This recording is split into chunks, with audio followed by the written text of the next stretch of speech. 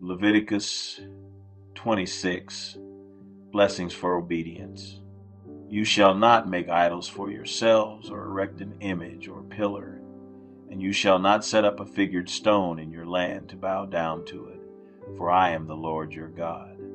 You shall keep my Sabbaths and reverence my sanctuary. I am the Lord. If you walk in my statutes and observe my commandments and do them, then I will give you your rains in their season, and the land shall yield its increase, and the trees of the field shall yield their fruit. Your threshing shall last to the time of the grape harvest, and the grape harvest shall last to the time for sowing, and you shall eat your bread to the full and dwell in your land securely. I will give peace in the land, and you shall lie down, and none shall make you afraid. And I will remove harmful beasts from the land, and the sword shall not go through your land. You shall chase your enemies, and they shall fall before you by the sword. 5 of you shall chase 100, and 100 of you shall chase 10,000, and your enemies shall fall before you by the sword. I will turn to you and make you fruitful and multiply you, and will confirm my covenant with you. You shall eat old store long kept, and you shall clear out the old to make way for the new. I will make my dwelling among you, and my soul shall not abhor you. And I will walk among you, and will be your God, and you shall be my people. I am the Lord your God, who brought you out of the land of Egypt, that you should not be their slaves. And I have broken the bars of your yoke and made you walk erect, punishment for disobedience. But if you will not listen to me and will not do all these commandments, if you spurn my statutes, and if your soul abhors my rules, so that you will not do all my commandments but break my covenant, then I will do this to you. I will visit you with panic, with wasting disease and fever that consume the eyes and make the heart ache. And you shall sow your seed in vain, for your enemies shall eat it. I will set my face against you, and you shall be struck down before your enemies. Those who hate you shall rule over you, and you shall flee when none pursues you. And if in spite of this you will not listen to me, then I will discipline you again sevenfold for your sins, and I will break the pride of your power, and I will make your heavens like iron, and your earth like bronze. And your strength shall be spent in vain, for your land shall not yield its increase, and the trees of the land shall not yield their fruit. Then if you walk contrary to me and will not listen to me, I will continue striking you sevenfold for your sins. And I will let loose the wild beast against you, which shall bereave you of your children and destroy your livestock and make you few in number, so that your roads shall be deserted. And if by this discipline you are not turned to me, but walk contrary to me, then I also will walk contrary to you, and I myself will strike you sevenfold for your sins. And I will bring a sword upon you that shall execute vengeance for the covenant. And if you gather within your cities, I will send pestilence among you, and you shall be delivered into the hand of the enemy. When I break your supply of bread, 10 women shall bake your bread in a single oven, and shall dole out your bread again by weight, and you shall eat and not be satisfied. But if in spite of this you will not listen to me, but walk contrary to me, then I will walk contrary to you in fury, and I myself will discipline you sevenfold for your sins. You shall eat the flesh of your sons, and you shall eat the flesh of your daughters. And I will destroy your high places, and cut down your incense altars, and cast your dead bodies upon the dead bodies of your idols, and my soul will abhor you. And I will lay your cities waste, and will make your sanctuaries desolate, and I will not smell your pleasing aromas. And I myself will devastate the land, so that your enemies who settle in it shall be appalled at it. And I will scatter you among the nations, and I will unsheathe the sword after you, and your land shall be a desolation, and your cities shall be a waste. Then the land shall enjoy its Sabbaths as long as it lies desolate, while you are in your enemy's land. Then the land shall rest and enjoy its Sabbaths.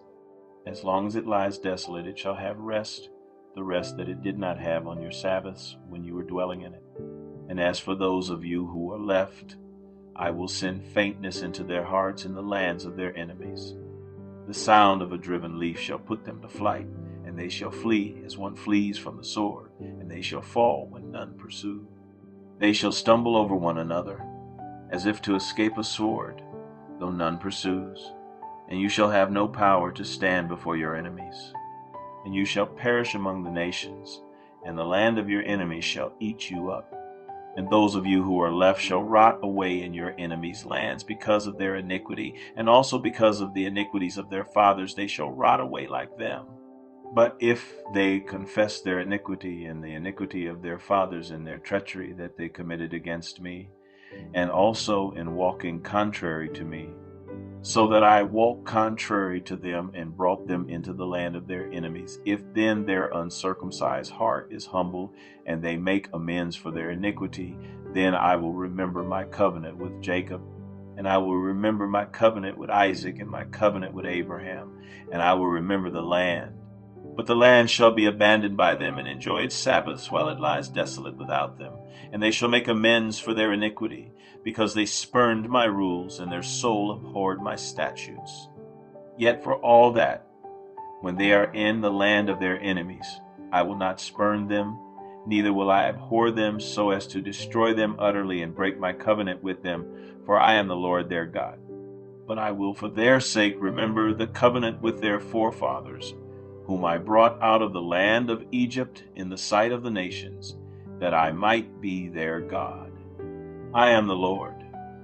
These are the statutes and rules and laws that the Lord made between himself and the people of Israel through Moses on Mount Sinai. Leviticus 27, laws about vows. The Lord spoke to Moses, saying, "Speak to the people of Israel and say to them, if anyone makes a special vow to the Lord involving the valuation of persons, then the valuation of a male from 20 years old up to 60 years old shall be 50 shekels of silver, according to the shekel of the sanctuary. If the person is a female, the valuation shall be 30 shekels. If the person is from 5 years old up to 20 years old, the valuation shall be for a male 20 shekels, and for a female 10 shekels. If the person is from a month old up to 5 years old, the valuation shall be for a male 5 shekels of silver, and for a female the valuation shall be 3 shekels of silver. And if the person is 60 years old or over, then the valuation for a male shall be 15 shekels, and for a female 10 shekels. And if someone is too poor to pay the valuation, then he shall be made to stand before the priest, and the priest shall value him. The priest shall value him according to what the vower can afford. If the vow is an animal that may be offered as an offering to the Lord, all of it that he gives to the Lord is holy.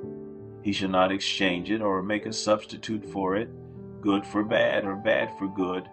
And if he does in fact substitute one animal for another, then both it and the substitute shall be holy. And if it is any unclean animal that may not be offered as an offering to the Lord, then he shall stand the animal before the priest, and the priest shall value it as either good or bad. As the priest values it, so it shall be. But if he wishes to redeem it, he shall add a fifth to the valuation. When a man dedicates his house as a holy gift to the Lord, the priest shall value it as either good or bad. As the priest values it, so it shall stand. And if the donor wishes to redeem his house, he shall add a fifth to the valuation price, and it shall be his.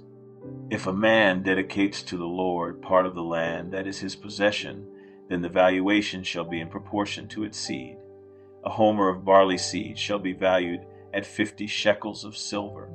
If he dedicates his field from the year of Jubilee, the valuation shall stand. But if he dedicates his field after the Jubilee, then the priest shall calculate the price according to the years that remain until the year of Jubilee, and a deduction shall be made from the valuation. And if he who dedicates the field wishes to redeem it, then he shall add a fifth to its valuation price, and it shall remain his. But if he does not wish to redeem the field, or if he has sold the field to another man, it shall not be redeemed any more. But the field, when it is released in the Jubilee, shall be a holy gift to the Lord, like a field that has been devoted. The priest shall be in possession of it. If he dedicates to the Lord a field that he has bought, which is not a part of his possession, then the priest shall calculate the amount of the valuation for it up to the year of Jubilee. And the man shall give the valuation on that day as a holy gift to the Lord. In the year of Jubilee, the field shall return to him from whom it was bought, to whom the land belongs as a possession. Every valuation shall be according to the shekel of the sanctuary. 20 gerahs shall make a shekel. But a firstborn of animals, which as a firstborn belongs to the Lord, no man may dedicate. Whether ox or sheep, it is the Lord's. And if it is an unclean animal, then he shall buy it back at the valuation and add a fifth to it. Or, if it is not redeemed, it shall be sold at the valuation. But no devoted thing that a man devotes to the Lord, of anything that he has, whether man or beast, or of his inherited field, shall be sold or redeemed. Every devoted thing is most holy to the Lord. No one devoted, who is to be devoted for destruction from mankind, shall be ransomed. He shall surely be put to death. Every tithe of the land, whether of the seed of the land or of the fruit of the trees, is the Lord's. It is holy to the Lord. If a man wishes to redeem some of his tithe, he shall add a fifth to it. And every tithe of herds and flocks, every 10th animal of all that pass under the herdsman's staff, shall be holy to the Lord. One shall not differentiate between good or bad, neither shall he make a substitute for it. And if he does substitute for it, then both it and the substitute shall be holy. It shall not be redeemed. These are the commandments that the Lord commanded Moses for the people of Israel on Mount Sinai.